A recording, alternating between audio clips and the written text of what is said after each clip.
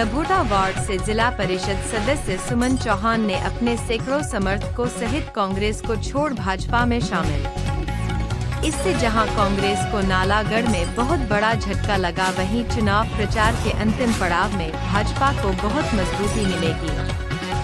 गौरतलब है कि सुमन चौहान के पति गुरबख्श चौहान कांग्रेस पार्टी के टिकट के दावेदार रहे हैं, लेकिन कांग्रेस द्वारा जिस प्रकार नालागढ़ में किसी धरती पुत्र को टिकट न देना और 1.5 साल सुखू सरकार द्वारा हल्के की जमकर अनदेखी करना वर्तमान कांग्रेस प्रत्याशी बाहरी है, जो कि क्षेत्र में किस प्रकार चिट्टा जैसे जानलेवा नशे को बढ़ावा देना, खनन माफिया को संरक्षण देना आदि अनेकों अवैध कार्यों को बढ़ावा दे रहा है। गुरबख्श ने कहा, देश और प्रदेश के साथ नालागढ़ का विकास सिर्फ भाजपा ही करवा सकता है और भाजपा प्रत्याशी के एल ठाकुर जो ईमानदार छवि के प्रत्याशी है, हर समय लोगों की सेवा में तैयार रहते हैं।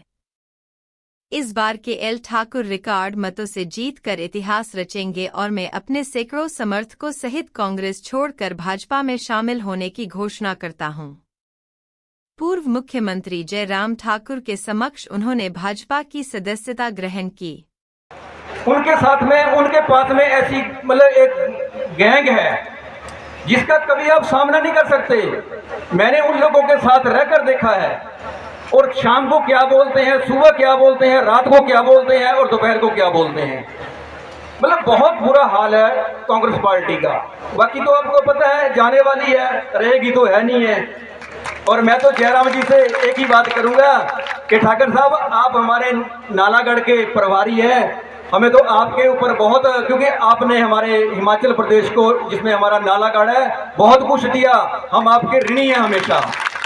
आने वाले चुनाव जरूर होने, जैसा भी होना, जैसी परिस्थिति आ रही है, हमारे से ज़्यादा के नॉलेज और अनुभव और ये सारा कुछ कि हमारे जो सीनियर लीडर हैं ये जानते हैं। हमारी तो इतनी है कि एल ठाकुर जी को हमने विधायक आपको बना के दे देना, ये हर हालत में बन के जाएंगे नालागढ़ से विधायक। और हमारी आगे जब सरकार बीजेपी पार्टी की बनेगी, ठाकुर साहब तो हमारे के.एल. ठाकुर जी को भूलना मत। इनका भी आपकी मंत्रिमंडल में हमारा नालागढ़ से भी योगदान होना चाहिए। बस बाकी हमारा कोई किसी से नहीं, नालागढ़ का एक एक बच्चा आपके साथ खड़ने को तैयार है। और एक आप ईमानदार छवि के मुख्यमंत्री रहे हैं। अभी भी जो मुख्यमंत्री कांग्रेस पार्टी की है, उसका भी कार्यकाल देखा, हम सबने देखा। अरे यार, हमारे तो जयराम जी ने जो देखो पीएससी दिया हमारे पंजेरा को, उसको ले गए यहाँ से उठा के। ब्रूना को दिया देखो डिग्री को, उसको ले गए उठा के। रामशहर को वीडियो ऑफिस दिया, कितने का आपको उदाहरण गिनाऊं, सबको पता है। अगर फिर भी हम देखो, एक बीजेपी पार्टी है हमारे नालागढ़ के लिए, विकास के लिए, हमारे यहाँ नए नए कोई, चाहे डिग्री कॉलेज है, चाहे कोई कॉलेज है, चाहे कोई पीएससी है या सड़कों का काम है, वो इतने अच्छे तरीके से देते हैं। पर लेकिन ये लोग, हम कांग्रेस पार्टी आई है, ये दुर्भाग्य है हमारे लोगों का कि जयराम ठाकुर जी ने इतना, इनके कार्यकाल में इतना विकास और इतना अच्छा कार्यकाल निकला है। बिल्कुल सबको उम्मीद थी कि नहीं, कांग्रेस पार्टी नहीं आएगी, बीजेपी पार्टी आएगी। पर लेकिन लोग हारे तो वैसे थोड़ा थोड़ा ही है, तो कहीं 1000 वोट से हो गया, कहीं 2000 से तिल गया काम।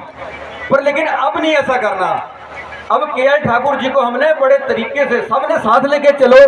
कोई आपके जहां जहां है, 2-4 दिन की बात है, उसमें सारे मिलजुल के काम करो ताकि हमारा यहाँ से विधायक बने। अभी जैसे मुझे बताया जा रहा है कि टाइम की कमी है, तो टाइम की कमी की वजह से एक मैं बात कहना चाहता हूँ। अब ये बोलते हैं कि हमारे विधायक बिके हैं, कि हमारे के.एल. ठाकुर जी बिके हैं। देखो, मैं उसका भी स्पष्टीकरण बताता हूँ आपको। मैं कहता हूँ कि सुखविंदर सिंह सुक्खू जैसा गलत आदमी कोई नहीं है। देखो, और इनका जो ये काम रचने लगे थे ना, इनकी पार्टी में आपस में फूट है। मुकेश अग्निहोत्री सरगना था इनका, और विक्रमादित्य सरगना था इस मिशन का। ये बेचारे साथ में लगाए हुए, ठीक है ना। जब इनका तो विकास काम नहीं हुए तो पहले ही तो दौड़े हुए थे कि यार हमने तो क्या करना है जब सरकार में हमारा काम नहीं हो रहा है। मैंने कई बार शिमला में देखा, ठाकुर साहब बाहर बैठे होते, हमने मिलना, चलो हमारे विधायक थे यहाँ से, हमने मिलना गिलना करना, तो घंटा घंटा बाहर बैठे हुए यार, एक नालागढ़ से विधायक आया हुआ।